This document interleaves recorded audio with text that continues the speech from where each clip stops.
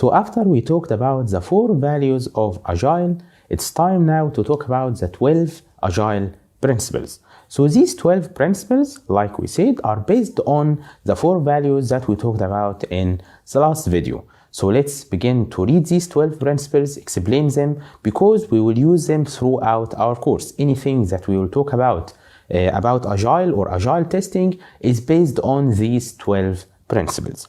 So let's begin by the first principle. The first principle states that our highest priority is to satisfy the customer throughout early and continuous delivery of valuable software. So, like we said in the 4 values, customer collaboration is more important than contract negotiation. So this is the same here. The first priority, the highest priority in any Agile project is customer satisfaction, is to make the customer satisfied. How? By early and continuous delivery. So we deliver the software to the customer early from the beginning throughout iterations. From, for example, week 1, we can give him some functioning software. We call it, for example, MVP, minimum valuable product, something that he can give us feedback based on its quality. And continuous. So, for example, each week, each 2 weeks, depending on the life cycle that we will use, we give the customer a valuable software. So this is the first principle. The next principle states that deliver working software frequently. So this is the same. In order to make the customer satisfied, you must deliver working software to him frequently. But what are the intervals? At intervals of between a few weeks to a few months. So the smallest iteration in Agile or sprint, like we say here, the frequency is 1 week. And the biggest thing, for example, in something that's called RUP or Rational Unified Process is 3 months. So from 1 week to 3 months, but with a preference to the shorter time scale. So if you can deliver a working software each week or each 2 weeks, do this. This is better for the quality of the software and for the customer satisfaction and feedback, of course. Then the next principle states that working software is the primary measure of progress. Like we said in the 4 values, working software is more important than comprehensive documentation. So how can we measure our progress throughout our project? By having a working software that works good. It might have some defects. It might not have all the functionalities that we thought of or that the customer wants, but at least it has some functionalities that we can get feedback from the customer based on them. So working software is the primary measure of progress. Then we talk about requirements, the change in requirements. So, like we said in the 4 values, responding to change is more important than following a plan. So, if the requirement changed, this is a type of responding to change. We must respond to this type of change.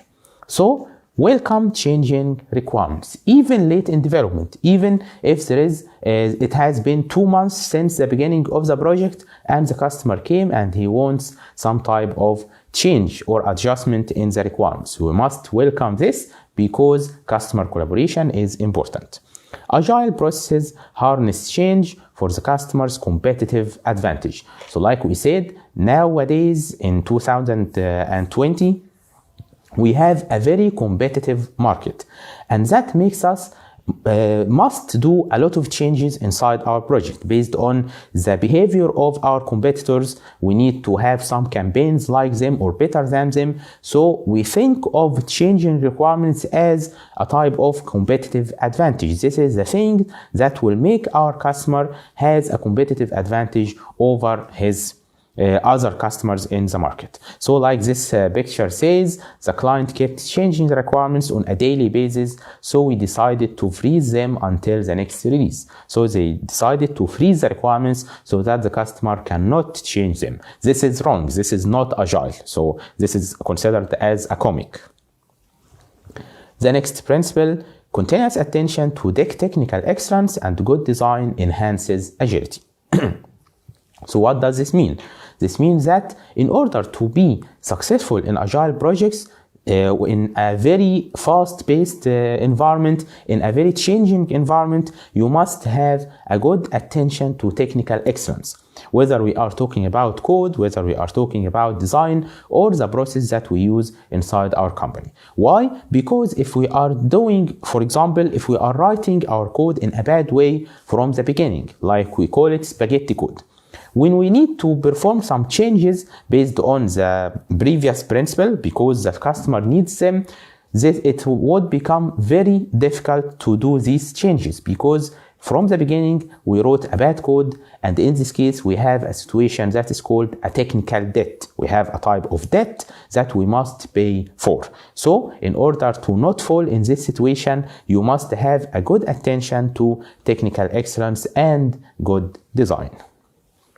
Then, Agile processes promote sustainable development. The sponsors, developers, and users should be able to maintain a constant pace indefinitely. What does this mean? This means that the whole team must have the same knowledge about the project. For example, if we are talking about testers, developers, and product owners, we cannot say that the tester is working very fast and the developers cannot keep pace with him, or the developers are working so fast but the customer is not understanding what is happening inside the project. No, each one of us has the same level of understanding. If some of us, for example, or if one of us, the tester or any other person is very slow, we will help him, we will take his hand and guide him throughout the process until we all have a constant pace. We all walk with the same steps. The next principle is simplicity. And I consider this as my favorite principle in Agile and in Agile testing. Simplicity, the art of maximizing the amount of work not done, is essential.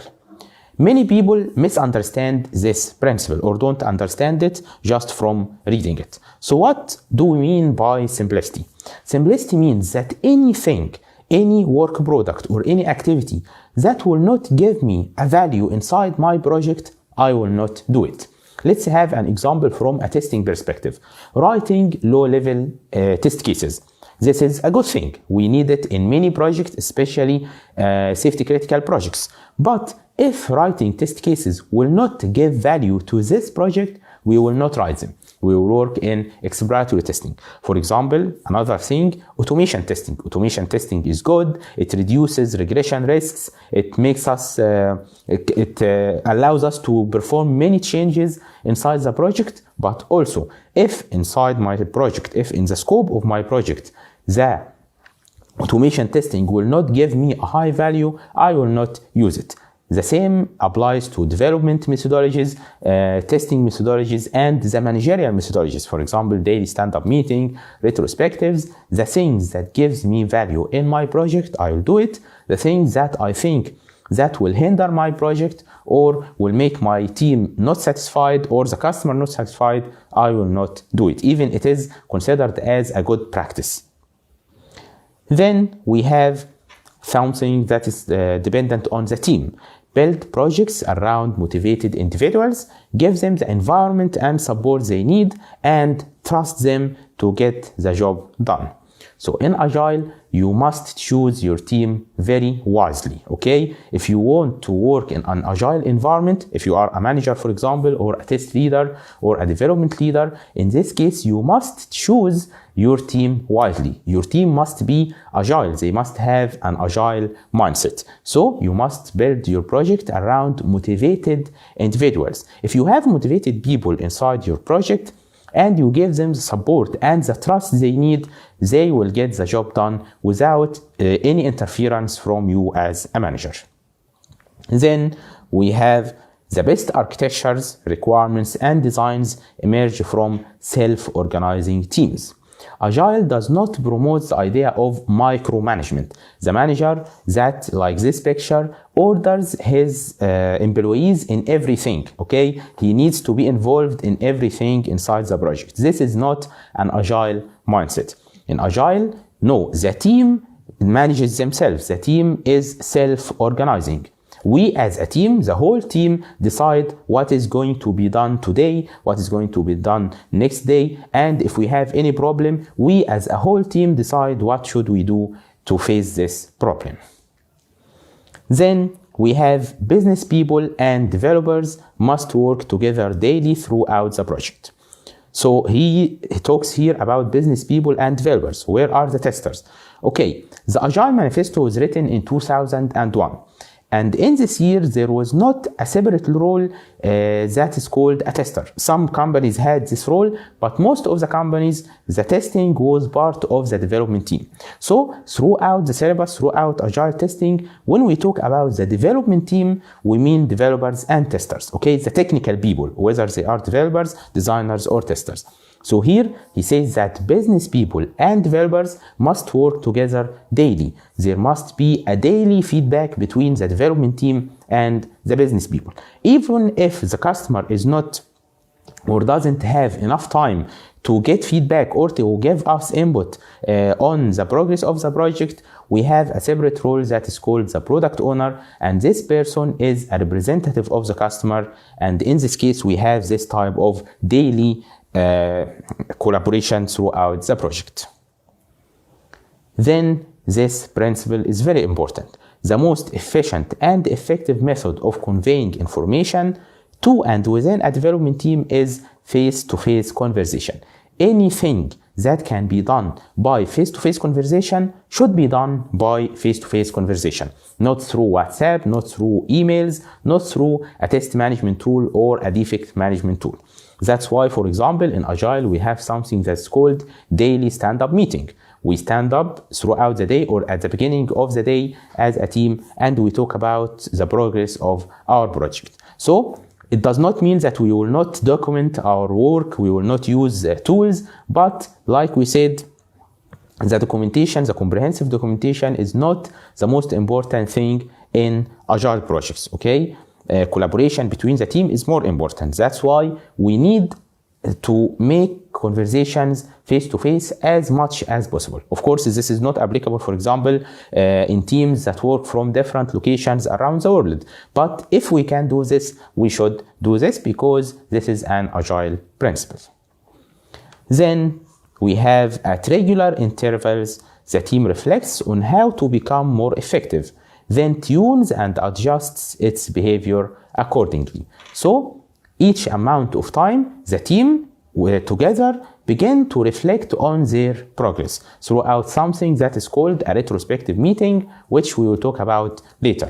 So for example, every day or every week or every month, the team sits together and begin to think what are the good things that we did in the previous period, what are the bad things that we need to stop doing, and what are the things that we didn't do and that we should begin doing beginning from the next iteration. So this is a very important thing in Agile. All of these things, we will talk about them in next videos in a more practical way. So these are the 12 Agile principles that are part of the Agile Manifesto.